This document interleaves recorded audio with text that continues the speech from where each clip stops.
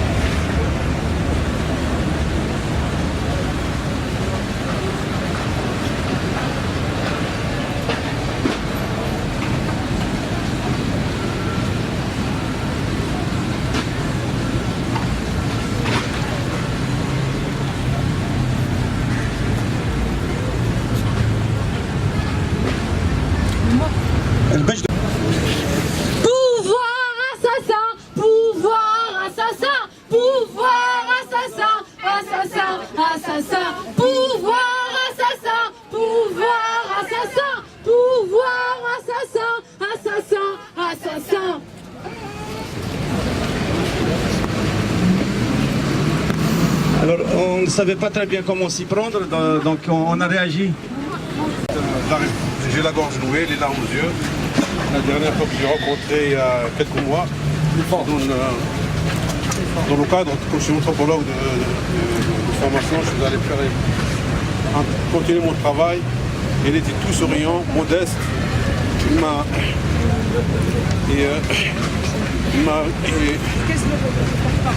J'arrive. Le sang ne passe pas. Le micro ne marche pas. Ça, faut qu'on va. C'est bon. 1, 2, 1, 2. Ce qui m'a impressionné chez lui, c'était qu'il n'avait pas de haine.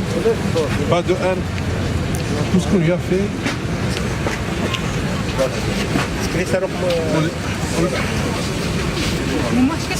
Il n'a jamais prononcé un mot de travers. Ou jamais. Bon, on l'a accusé d'être raciste. Je te qu'il n'a jamais été raciste. Son problème, c'était le pouvoir. Malgré qu'il a dressé une population il a dressé une partie de la population contre les Mouavites, il n'a jamais eu un mot de travers ou de haine ou d'insulte contre ces gens-là. Son problème, c'était le pouvoir. Je lui rends hommage et je vous dis merci pour votre présence. Excusez-moi, je suis un petit peu... Merci, Brahim. Bonjour. Bonjour. Est-ce que vous pouvez nous dire un peu un mot par rapport à Kamal, s'il vous plaît? On est choqué aujourd'hui. Un grand militant, un homme libre qui est parti, un médecin, un ami. Et franchement, c'est bête que l'on arrive là après 14 semaines ou 15 semaines de manifestations, d'optimisme. On pensait que ces choses-là étaient derrière nous. On ne pensait pas qu'au bout de la 14e semaine de manifestation, on allait perdre un militant. Il était content, il était rassuré, il pensait que toutes ces choses-là faisaient partie du passé, et il est victime de ça. On est en 2019, on meurt en prison pour un délit d'opinion. C'est une honte devant le silence de tout le monde. Parce que tout le monde a une part des responsabilités. C'est pas normal quand même qu'un militant comme ça soit juste en prison sans mobilisation. On n'a pas fait assez. Donc aujourd'hui, on se sent un peu culpabilisé parce qu'on n'a pas fait grand-chose. Il y a d'autres militants qui sont en prison qui risquent d'avoir le même sort. On a eu déjà Tamal par le passé qui est mort dans les mêmes conditions. Aujourd'hui, Kamal, demain, je ne sais pas qui est autour de quelqu'un d'autre. C'est pas normal, c'est pas normal. Non. Bon, dimanche passé, j'ai ramené mes panneaux, mes affiches sur Kamel Dimkhar. J'en ai fait une trentaine de toute façon. Et puis, j'ai dénoncé le silence, le désintéressement, puis le blackout autour de Kamel Dimkhar. Il est arrêté pendant les événements, pendant la révolution quand même. Donc on n'en parle pas. Donc j'ai mis mes pancartes le dimanche et puis on annonce sa mort lundi matin. Qu'est-ce que tu veux que je te dise? Je veux te dire qu'il n'y a pas que Kamel Dimkhar, mais c'est tous les Mouavites qui subissent le racisme et l'apartheid de la part du pouvoir algérien, pouvoir criminel algérien. Kamel Dimkhar, le dossier il est vide. Il n'y a pas de chef d'inculpation. On l'a arrêté comme ça, par vengeance, contre son activisme, contre sa façon de voir, sa façon de défendre les Mouzabites, le statut particulier des Mouzabites. Voilà, donc, je ne peux pas réfléchir pour faire une analyse politique, mais je sais que Kamel Defkhar il sera un symbole, un grand symbole pour le peuple mouzabite. Bon, aujourd'hui, on est à la place de la République. C'est juste un petit recueillement à la mémoire d'un ami, d'un camarade, d'un militant que nous venons de perdre, Kamel Defkhar. Un homme que j'ai connu dans le cadre de mes activités quand je fus au FFS, au Front des Forces Socialistes. C'est un homme qui a ses convictions, qui a ses principes, que nous les partageons ou pas. C'est pas pour autant que la vie humaine n'a pas d'importance. Le régime algérien, encore une fois, a prouvé que c'est un régime sanguinaire, c'est un régime assassin. Il a prouvé par les différents crimes qui sont à son actif. L'assassinat programmé, l'assassinat politique programmé de Kamel Defkhar est une preuve, encore une fois, que nous devons continuer à nous battre pour libérer l'Algérie, pour nous libérer de ces méthodes qui relèguent la vie humaine à la dernière échelle de leur importance. Kamel Defkhar rentre dans la liste des martyrs de la démocratie et des droits de l'homme en Algérie. Kamel Defkhar, c'est cet homme qui n'a pas accepté de plier à la dictature du régime algérien et qui a continué à se battre pour ses idées, continué à se battre même s'il y avait une campagne de dénigrement sponsorisée par le régime et ses relais médiatiques, mais il a tenu bon et il savait que, du moins pour lui, il défendait sa vérité. Kamel Defkhar, c'est aussi Aban Ramadan, c'est aussi Chabani, c'est aussi Karim Belkacem, c'est aussi Alim Sili, c'est aussi Boudiaf, c'est aussi Chani, c'est aussi Tamelt, c'est aussi les 500 de 88, les 500 victimes de 88, c'est toutes ces victimes que le régime a à mettre. C'est Boudiaf, c'est Matoub, c'est Chani, c'est aussi Khasdi Merbaha, bien qu'il faut le citer. C'est aussi les victimes 2001 printemps. Bien sûr, le printemps 2001, j'ai dit les 128 et aussi les 50 passés de Mzab de 2012. Vivement que l'Algérie se libère, vivement qu'on ait une vraie indépendance. Et encore une fois, libérons-nous de ce qui nous divise, unissons-nous jusqu'au bout pour que ce régime parte enfin et qu'on construise une nouvelle Algérie. Je l'ai rencontré à plusieurs reprises en tant qu'anthropologue parce que j'ai travaillé sur l'Omzab pour voir ce qui se passe là-bas, quels sont les ressorts des problèmes, les conflits intercommunautaires et les problèmes de développement et tout ce qui va avec. Et puis de toute façon on a parlé, tous les sujets, on a abordé tous les sujets sont tabous de toute façon. Moi je voudrais prendre pour l'accusation de, comment dire, de combat frère et raciste. Moi, je connais la fond de sa pensée. Il n'a jamais été. Son pouvoir, c'était le problème. Son problème, c'était le pouvoir algérien. Le pouvoir algérien, depuis 1962, qu'ils ont tout fait pour déstabiliser cette région. C'était ça son problème. Il n'aime pas le Hagra. Il n'aime pas l'injustice. Voilà. Et vraiment, j'ai pensé surtout pour sa famille, ses enfants et ses patients. J'oublie pas ses patients parce que c'était ce qu'on appelle un médecin des pauvres. Il soignait tout le monde. Il n'a jamais fait de la médecine comme un moyen pour vivre parce qu'il avait d'autres affaires. Mais c'était vraiment, il avait une vocation d'aider les gens. Et bon, pour moi, il est mort vraiment un homme. comme on dit, d'Argaz ou d'Argaz. Au martyr. Ouais. Radia. Ah ben, il vaut mieux qu'il n'ait fait Oui, donc, qu'est-ce que veut qu'on dise avec ce pouvoir-là qui pousse comme ça les choses à l'extrême et qui ne veut pas comprendre ce que le peuple lui dit depuis 3 mois. Et emmener des gens en prison sans aucun motif et ne pas entendre la voix de l'avocat qui a tiré la sonnette d'alarme plusieurs fois, disant que cet homme est sur le point de mourir. Et bien malgré ça, ils l'ont laissé mourir. Et le pire, c'est qu'ils le poursuivent, même après la mort. Ils n'ont pas voulu qu'il soit enterré à Alger comme il le souhaitait. C'est lui qui souhaitait être enterré à Alger. Et bien, ils ont refusé. Et ils l'ont envoyé pour l'enterrer à Gardaïa. Vas-y. Allez-y. Ben, je veux dire quoi, voilà. Un mot par question.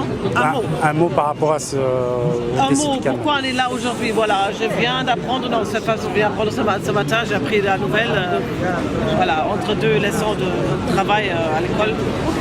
Et j'étais profondément choquée, bouleversée. Franchement, on ne sait même pas quoi dire. On a lui libéré une fois, on a manifesté, et là, franchement, même moi, on a lâché un peu l'affaire et maintenant on a les résultats. Voilà, j'ai des sincères condoléances d'abord à sa famille, à ses enfants qui me brisent le cœur quand hier je viens de voir la photo de ses enfants qui voulaient libérer leur papa et franchement on se rend compte que oui, il n'est pas seulement militant, il est aussi un papa, il a aussi une vie privée, une vie familiale et ça fait vraiment mal de voir ça. Bon, il y a encore des autres co-détenus et le combat continue. Et même Marzouati il se fait réconvoquer maintenant. Il ne faut pas oublier des choses comme ça, mais je me rends compte qu'on n'a pas tout fait. Maintenant, il faut qu'on fonce un peu sur les choses. Mais je dis à plusieurs reprises, les Imazirs en ce moment, c'est comme un chien qui tu as mis une saucisse, à son queue et il tourne autour de lui. Donc, il nous en occupe avec des choses. Pas moi, je suis allemande, mais bon, je parle des gens qui luttent. Quand on tourne autour des choses qui sont, en fait, bien sûr c'est important, mais on oublie des fois vraiment des choses plus importantes. Hein. Mais voilà, il faut qu'on fasse des choses encore plus efficaces. Il faut inventer des choses qui font bouger le mouvement. Et voilà, c'est ça. Pour Kamal. Je trouve que le pouvoir algérien vient de commettre un nouveau crime, parce que c'est un vrai crime, d'autant plus impardonnable qu'il s'agit d'un militant des droits de l'homme et de la cause Amazir, qui a toujours milité pacifiquement, pendant que lui meurt en prison suite à une grève de la faim alors qu'on ne l'a pas du tout écouté. Des vrais criminels sont en liberté avec l'argent du trésor public algérien. Donc c'est doublement scandaleux. Voilà ce que je peux vous dire. C'est extrêmement tragique dans la République. C'est tragique de perdre un ami, un camarade de combat et de lutte, Kamal. J'ai bien connu, avec lequel on a échangé beaucoup d'idées, beaucoup de pensées. Kamal est parti aujourd'hui en martyr, et mieux que cela, il est devenu un symbole pour toutes les luttes et les causes justes. C'est vrai que face à un pouvoir hybride à Magin el-Zayar, c'est un peu terrible quand même. Kamal a décidé de partir après une grève de la faim, sachant qu'il est médecin et qu'il savait pertinemment qu'elle allait en pâtir et souffrir. Il a continué au bout de 50 jours. Donc, il a même dit à ce qui paraît à son avocat de ne pas essayer de revenir le revoir. Donc Kamal, c'est l'éveilleur de conscience. Et il me rappelle douloureusement Jugurtha dans la prison de Rome. quand Giugurta a été arrêté, il a été mis dans une prison à Rome. Il s'est laissé mourir. C'était le premier être humain à observer une grève de la faim. Kemal Din, il est parti en héros. Et que son âme repose en paix. Et à nous de continuer le combat et de déclouer ces assassins, cette mafia qui tient d'une main de fer, Samourtena. Par rapport à l'événement. Un mot par rapport à l'événement. Je vais vous redire ce que j'ai dit. C'est notre lâcheté. C'est notre lâcheté à ne pas pouvoir se défendre les uns les autres. Parce que si effectivement aujourd'hui on réclame un état de droit se fait par des convictions également. Donc si nous-mêmes nous ne prenons pas conscience de notre pouvoir qui est la citoyenneté, et si on ne s'inscrit pas dans la citoyenneté algérienne qui a été forgée par nos aïeux, par ceux qui ont libéré le pays, par ceux qui ont pensé l'Algérie, si on n'est pas convaincu de notre algérianité, il nous sera très difficile d'imposer un état de droit et d'être à l'intérieur. Ça, c'est la première des choses. Très triste pour Kamel, parce qu'un grand monsieur, l'école algérienne a formé quelqu'un, la prison algérienne l'a tué. Voilà. Donc la boucle est bouclée, semble-t-il. Les institutions de l'État, il y a des raccourcis, semble-t-il. Il y a des raccourcis entre notre Algérie à nous, telle qu'on la pense, telle qu'on la conçoit, et l'Algérie qui nous gouverne, qui, semble-t-il, dès qu'on n'est pas d'accord avec elle, elle nous met dans les marges, elle nous marginalise. Et si on n'est vraiment pas d'accord et qu'on la dérange, elle peut nous laisser mourir. Parce que finalement, c'est ça. C'est non-assistance à personne en danger. C'est ce qui s'est passé. Toutes les institutions, moi, si je viens lire la situation, c'est comme ça, c'est ma formation, j'ai des travers. L'un des travers, c'est que je lis les situations. Si je viens lire la situation, c'est l'échec de toutes les institutions de l'État que je vois au travers cette mort. Personne. Apparemment, nous n'avons que deux institutions qui fonctionnent. Celle qui décide, mais qui décide à coup de sabot et à coup de matraque, mais pas à coup de justice. Parce que si aujourd'hui on veut nous convaincre que l'appareil judiciaire qui est en pouvoir est en train de travailler, si avec cet assassinat il est en train de travailler, on doit vraiment s'inquiéter. On est 42 millions à ne pas être d'accord, semble-t-il. Allez, on va descendre un peu, on est 30 millions à ne pas être d'accord. Si 30 millions de personnes ne sont pas d'accord et que cette gouvernance qui est au-dessus de nos têtes, que je ne saurais peut-être pas qualifier de manière très claire, pense qu'il faut nous laisser mourir comme ça, elle va devoir importer un peuple. Top. Kamel Delfra, c'est un militant qui, dans l'engagement, ne souffre d'aucun doute. C'est quelqu'un qui a toujours essayé de trouver les voies les plus à même de porter son combat dans un pacifisme qui n'a jamais failli. Donc c'est quelqu'un qui a d'abord essayé le mouvement associatif. Ensuite, il a tenté la voie politique en adhérant au FFS. Et ayant trouvé des limites dans cette voie-là, il s'est dirigé vers le combat pour les droits de l'homme et pour les droits culturels, notamment pour les droits de la communauté mouzabite et ibadite. Donc c'est un homme dont le pacifisme est établi, il n'y a aucun doute sur son combat pacifique. Mais le combat pacifique ne veut pas dire un combat timoré, c'est un combat. Il a mené son combat avec beaucoup d'engagement, beaucoup de détermination, beaucoup de courage. Et malheureusement, il a dû le mener jusqu'au terme qui peut à un moment ou à un autre être celui du combat politique. Donc c'est celui de faire le sacrifice de sa vie. Aujourd'hui, la responsabilité de sa mort, il n'y a aucun doute, elle incombe au pouvoir. Elle incombe d'abord aux autorités judiciaires qui ont une politique raciste au niveau de Ghardaya. Elle incombe aussi aux autorités. Elle incombe aussi aux autorités administratives parce qu'elles soient civiles ou militaires, parce qu'elles ont trempé dans ce jeu, dans un jeu d'invective, d'exclusion, de racisme. Il faut utiliser le mot, je pense, il ne faut pas en avoir peur.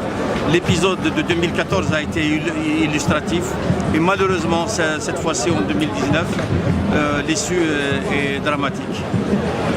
Aujourd'hui, le devoir de tous les militants démocrates, de tous les militants qui sont attachés à l'identité du pays, qui sont attachés à l'idéal démocratique, c'est de perpétuer le combat de Fkhar, de le porter avec autant d'honneur, avec autant de détermination, avec autant d'abnégation et de sacrifice.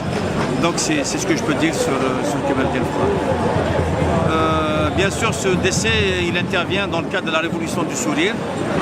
Et cette révolution est surprenante, bien sûr. Elle est surprenante parce qu'on s'y attendait, on s'y attend pas. On n'arrive pas encore à saisir tous ses aspects, tous ses contours. C'est une révolution exaltante. C'est quelque chose d'exaltant qui est en train de se passer en Algérie. À mon sens, c'est une révolution d'un type nouveau. Et on verra d'autres révolutions sur le même modèle. Quelle que soit l'issue de la révolution actuelle en Algérie, on verra d'autres révolutions sur ce modèle-là. Aujourd'hui, les enjeux, tout le monde les connaît. Il faut que nous arrachions le pouvoir des mains des militaires. Et pour arracher ce pouvoir, il faut que nous restions déterminés, unis et solidaires. Et il faut que nous restions déterminés dans cet objectif-là. Premier objectif, arracher le pouvoir de la main des militaires.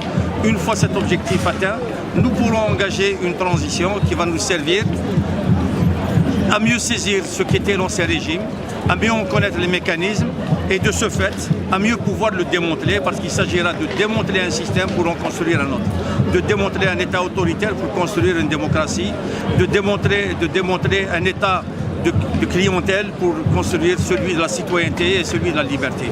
C'est un moment historique exaltant. Peut-être qu'on aura à faire d'autres sacrifices que celui qu'a fait Kemal El Fakhar, mais on ne reculera devant rien et on vaincra.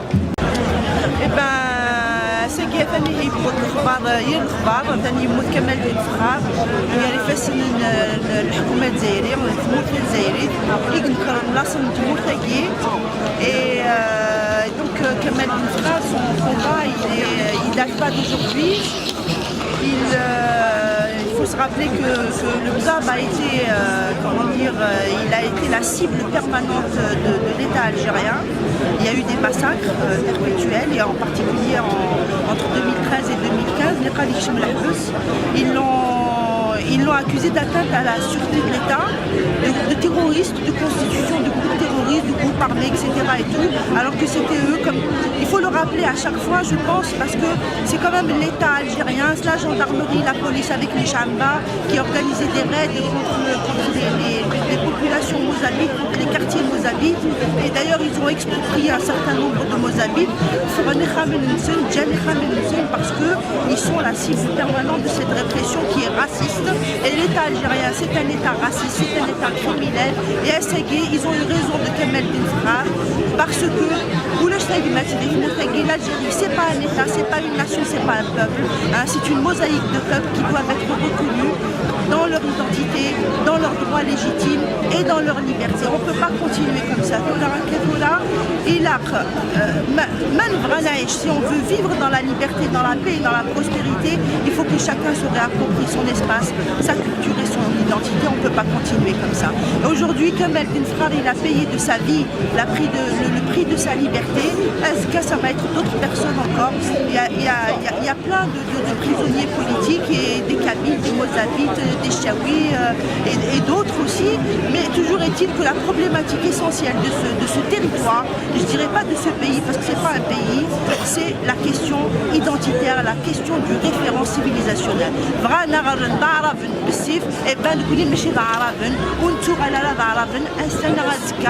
On finira par arracher notre liberté, qu'on le veuille ou non. Et maintenant, tout ce qu'on peut espérer, c'est qu'il n'y ait pas d'autres morts. Et puis, paix à l'âme de Kemal El Fakhar, et puis toutes mes condoléances à sa famille, bien sûr, et au peuple mozabite et à tous les investis.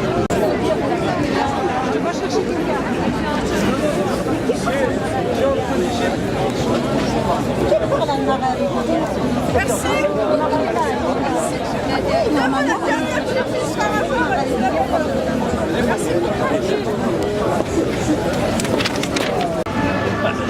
Je suis venu pour participer à la mobilisation, pour dénoncer les conditions dans lesquelles Kemal El Fakhar est mort. Il faut le rappeler, à l'issue d'une grève de la faim. Kemal El Fakhar est un détenu politique, était un détenu politique, un militant des droits de l'homme et militant démocrate. Il a été emprisonné arbitrairement par une justice qui est aux anges. Honte d'ailleurs aux juges qui ont participé à son assassinat indirectement. Honte à ce régime incarné aujourd'hui par Gaïd Salah qui a qui a permis cette ignominie.